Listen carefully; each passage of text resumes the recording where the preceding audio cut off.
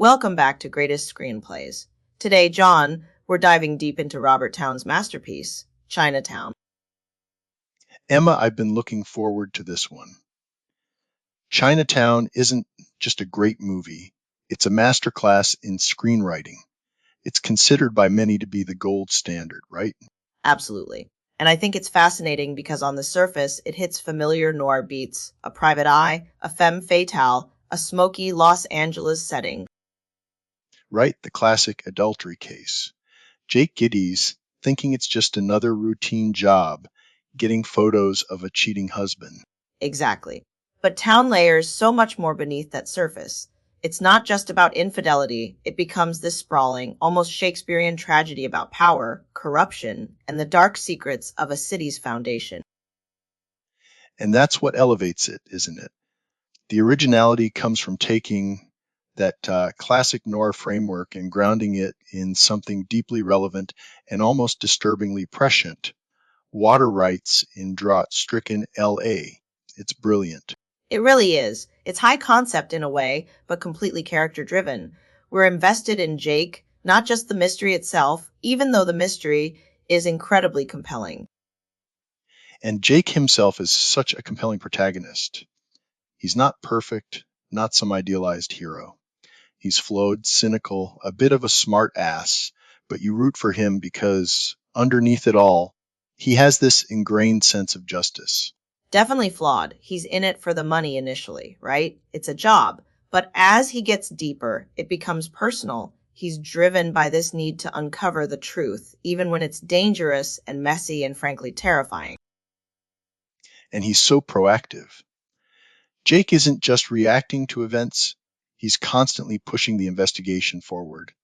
He's following leads, asking questions, confronting people, putting himself in harm's way.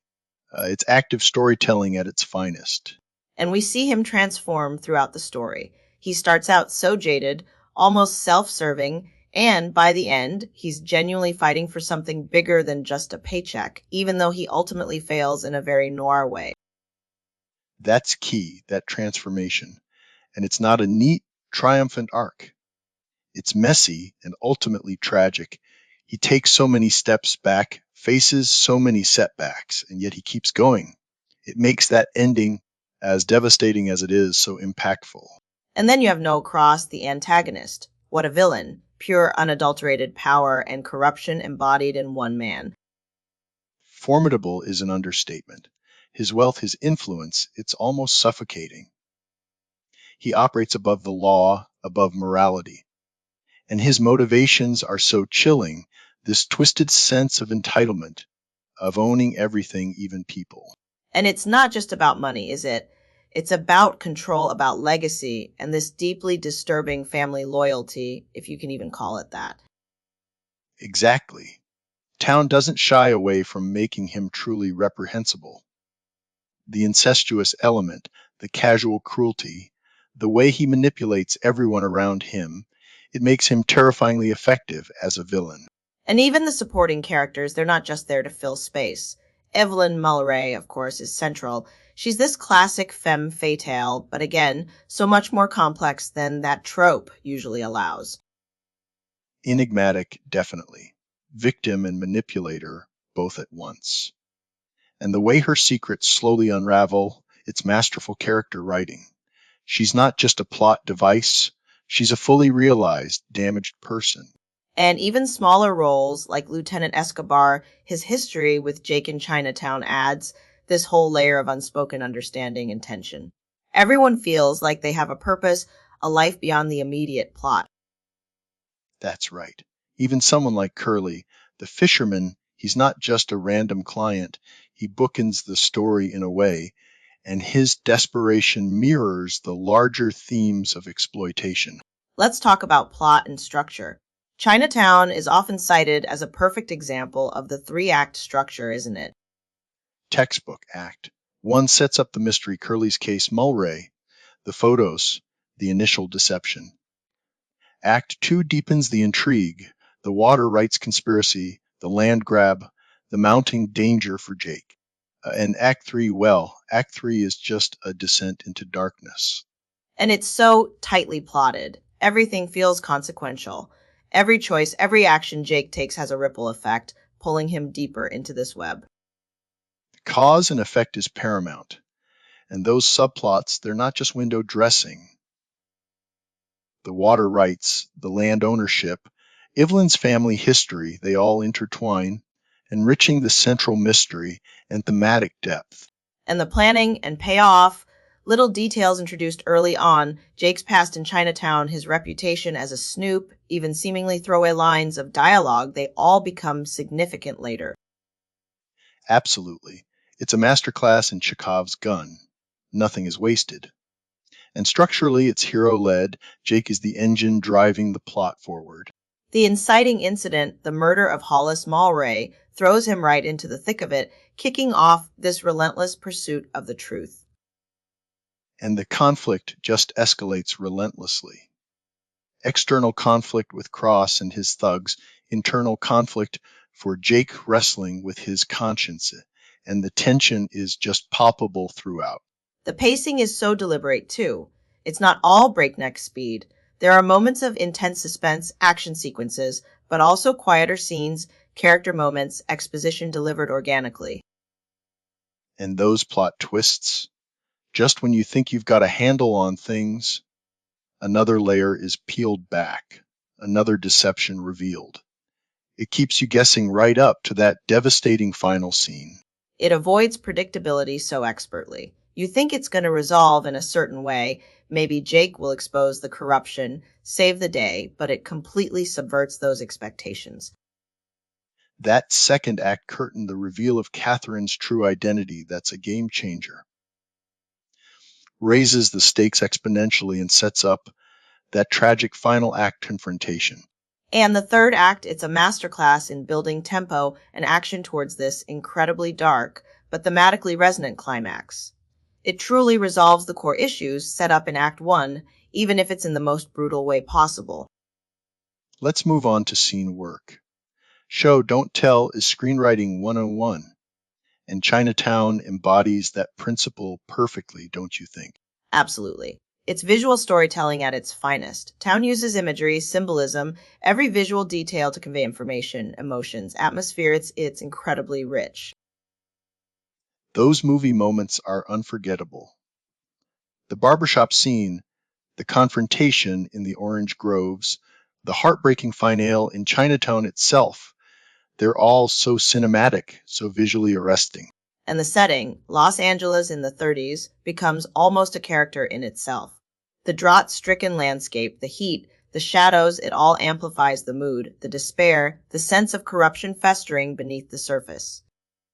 Each scene is so meticulously constructed. There's conflict, there's action, even in the quieter scenes. Every scene moves the plot forward, reveals character, or deepens the thematic resonance. They're concise, purposeful, no wasted scenes, and the pacing within each scene and between scenes is just perfectly modulated to serve the narrative. And those transitions are seamless.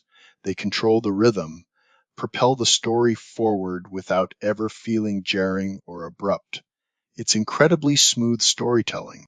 Let's talk about the dialogue. It's often praised for being so believable and engaging, but also incredibly stylized. It's not just realistic, it's heightened realism, almost poetic at times. Originality is key. It captures the rhythm, the slang of the era, but it's not just mimicking 1930s speech. It's creating a unique voice for this world, these characters. And each character has such a distinct voice. Jake's cynical wit, Cross's chillingly calm pronouncements, Evelyn's guarded pronouncements. You can almost identify the speaker just by reading a line. And the subtext, it's layered with meaning. Characters rarely say exactly what they mean. There's always something beneath the surface, hidden motives, unspoken truths. And crucially, it's not exposition, heavy dialogue. They're not just spelling out the plot for the audience. It's all revealed through character interaction, visual cues, plot developments. It's active, dynamic exposition. Which brings us to exposition in general. Chinatown handles it so deftly. It's never clunky or info dumpy. It's woven into the fabric of the story, always entertaining, always revealing character at the same time. It's a gradual reveal, isn't it? Like peeling back layers of an onion. Information is drip-fed as Jake uncovers it, keeping the audience engaged and invested in the process of discovery. And it's trimmed so effectively. Towne trusts the audience to piece things together, to infer, to read between the lines. He doesn't over-explain. It's lean, economical writing. The theme and tone of Chinatown are so crucial to its power. It's thematically resonant even today, exploring timeless issues of power, corruption, and the secrets that families and cities bury. Absolutely. And the tone is consistently cynical, almost despairing. It's a dark world, morally ambiguous, and the screenplay never flinches from that darkness. And emotionally, it hits on so many levels. Suspense, intrigue, shock, despair, it's a roller coaster. And as you said earlier, the primal drives, greed, lust, power, they're all there, fueling the plot and character motivations. And then there's that ending. So many screenwriting guides talk about satisfying endings, but Chinatown, it's satisfying in its own bleak way, isn't it?